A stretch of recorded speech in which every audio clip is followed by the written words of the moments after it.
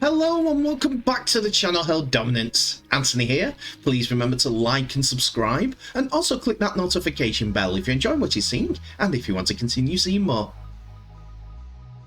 Coming up in this episode, new man at the helm at Wakefield.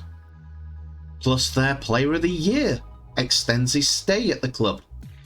And Woolf talks more about his move to Redcliffe away from Saints.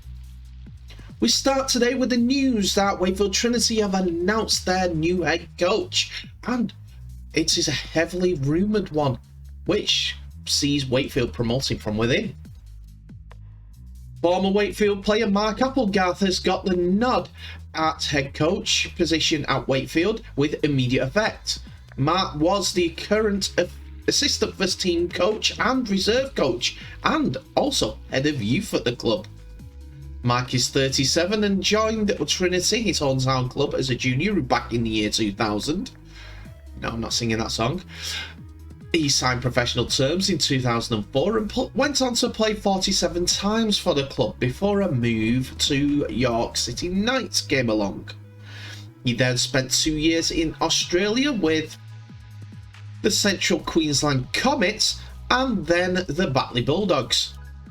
Was his next port of call, playing 58 games, scoring 9 tries, before moving to York City Knights for his final period at the club as a player, with 48 appearances and 5 tries.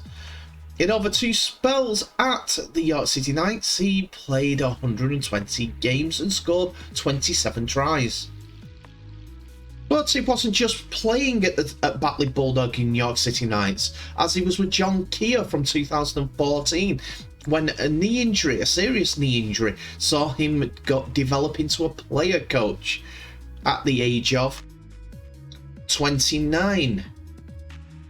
He took over the role of head of youth under Chris Chester after that, and then he became an assistant coach too. Willie Poching.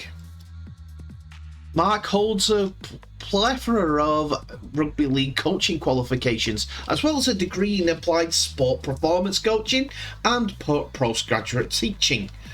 Under his leadership, numerous very talented young players such as Harry Bowles, Jack Croft, James Batchelor, Yusuf Aldin and Lewis Murphy have progressed through the youth ranks into the first team. On his appointment, he said, I don't think there's a linear route to success, Applegarth said at his unveiling on Wednesday. There are many routes, and head of youth is a really important role for a club.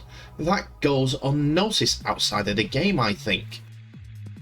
You're in charge of the club's playing strategy outside of the first team, and then working alongside the first team coach to develop the best younger players. I don't think you can prepare yourself for the role of head coach, but I've certainly done my apprenticeship in the right way.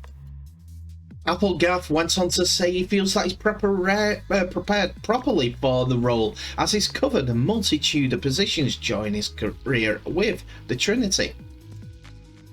He said, we've all got to start somewhere. I'd say just give me time and hopefully the performances will do the talking. If you don't back yourself, who is going to back you? I feel like I can offer something, and the players know that. I've a good relationship with the group, and I'm looking forward to getting stuck into it. It's good knowing that you're getting what you're getting into. I think it always does mean a little bit more if you're representing your hometown. I'm a proud Wakefield lad, and I want to see Wakefield do well. We've had a period in our history where we've faced relegation, and it'll be good to put us on the map for the right reasons. It's now about creating our own history.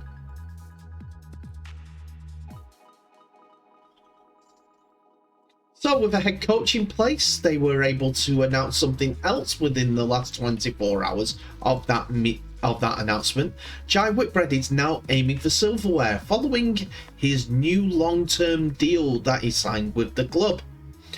The back rower has signed a 3-year contract that will keep him at Bellevue until the end of the 2025 campaign.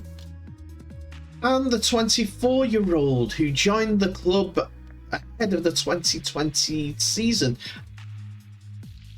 on an initial 1-year deal has made 23 appearances for the club this season, scoring 2 tries. He made a total of 25 appearances in the Super League competition since making his switch from the NRL. Whitbread has also paid tribute to the Wakefield supporters through who they have been behind them throughout the season, highlighting them as the main reason for his new deal. The former Gold Coast Titans youngster is also hungry for silverware following the signing of this new deal. The fan base were massive for me last year, he said. It's an unreal feeling when you're out there and a crowd are behind you. And when the team are playing well too, it creates a massive buzz. There were loads of good moments last year that I wanted to experience again in the coming seasons, and I'm really looking forward to that. Personally, I want to play my best football for the club and see where it takes me. Collectively, you want silverware. I really want to strive to build something and work towards getting some silverware. At just 24 years of age, Whitbread has got a lot of time on his hands to play rugby league, so this deal does help him a little bit financially. Considering that he only started playing professional rugby league in 2018 when he made his debut for the Gold Coast Titans against the Sydney Roosters, he had gone on to play 30 times for the Titans before a move to Leigh Centurions in 2021 at the latter stages of their Super League campaign, sees him play 4 games and score 1 try. He has since played 23 games and scored 3 tries for Trinity in 2022. So this 3-year deal does make sense for both parties. The result of last year's performances for Whitbread saw him get the Coaches Player of the Year and the Fans Player of the Year for 2022.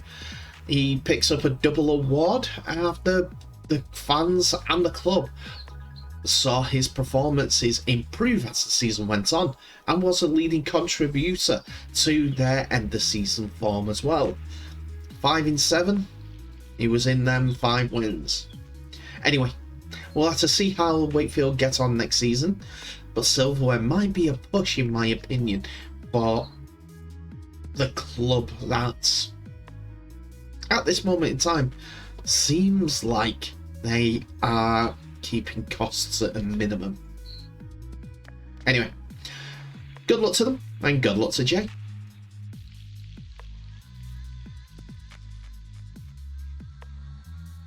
And to end the episode today, we're going to talk about Kristian Woolf, who revealed how hard it was to notify Saints that he would be leaving, and said the opportunity with the new franchise in the NRL, the Dolphins, was too good to refuse.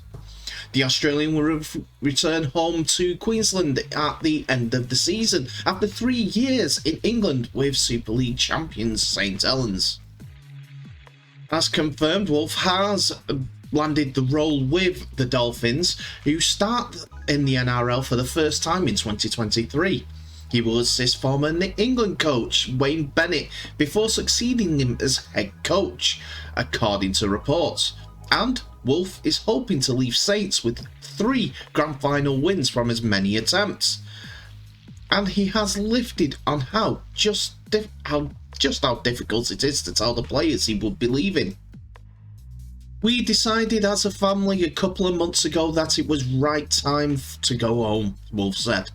The hardest part was having to stand in front of a playing group and tell them I wasn't going to be part of them anymore.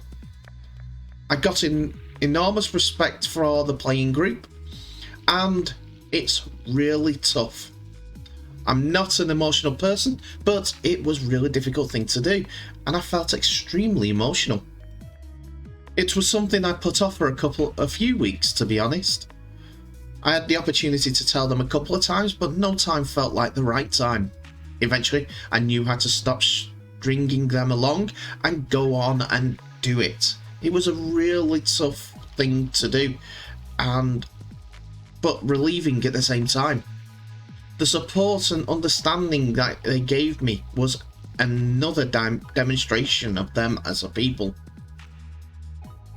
With a win record that nears 80% for St Helens during his time as head coach, Woolf has won trophies throughout his 2 years at Saints, going on to 3 years. He won the Super League Grand Final for St Helens in an 8-4 victory over Wigan at the Kingston Communication Stadium in Hull during the pandemic, and then he was a head coach to their victory in the 2021 Challenge Cup final, as well as a Grand Final victors over Castleham Dragons. He's also won the League Leaders Shield already this season, and he's looking to make it a 3rd Grand Final victory in a row if they can overcome Salford this weekend. Even though Woolf will be leaving Saints at the end of the campaign, but no matter what happens, he will be still in England to represent with Tonga as their head coach, having been employed by them since 2014 and has a wins record of 56% with them from his 19 games. It is also thought that Woolf was a man in demand amongst a host of clubs down under. In addition, he said that he was lured to the Redcliffe franchise by the chance of working alongside the legendary coach Wayne Bennett. It was a matter of looking at the opportunities that were in Australia and figuring out which one of them was best in terms of my career, Woolf said. I had conversations with different people, but Redcliffe was the right one. It's very well resourced, there's a massive junior base and a massive area to build on. Working with Wayne was a big part of that as well. I've learned a hell of a lot as a coach over here. It's made me a better coach.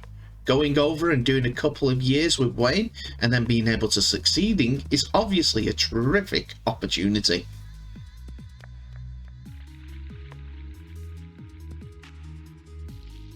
And that's it for another episode, ladies and gentlemen. Thank you so much for watching. Please remember to like, subscribe and share this video worldwide, as well as clicking on that notification bell for any updates on new videos that may be coming your way. Tell me what your thoughts are in today's episode in the comment section below. A lot to go through. Kristian Woolf leaving the rugby league in the UK to go on to what is perceived bigger and better things in the NRL. There was other stories with the appointment of the new Wakefield coach. Didn't think that was going to happen. I thought they would have looked outside, but the rumours have been going on all week. It's interesting. But Wakefield fans, what do you think of your new head coach? Are there any reservations? Do you think that, like I said, the cheapest option? I hope I'm not being too disingenuous with Mr. Applegarth. We'll have to see how it does, because even John Wilkin has come out. Well, he's not the best pundit per se, but he's come out and said, I don't know anything about him. That's my perception as well. But when we find out how he coaches and how the team responds to him, that's when we know what type of coach he is. Anyway, I digress. Thank you so much for watching. Please remember to share this video worldwide. I will now wish you all the best, so please stay safe, and I'll see you in the next episode.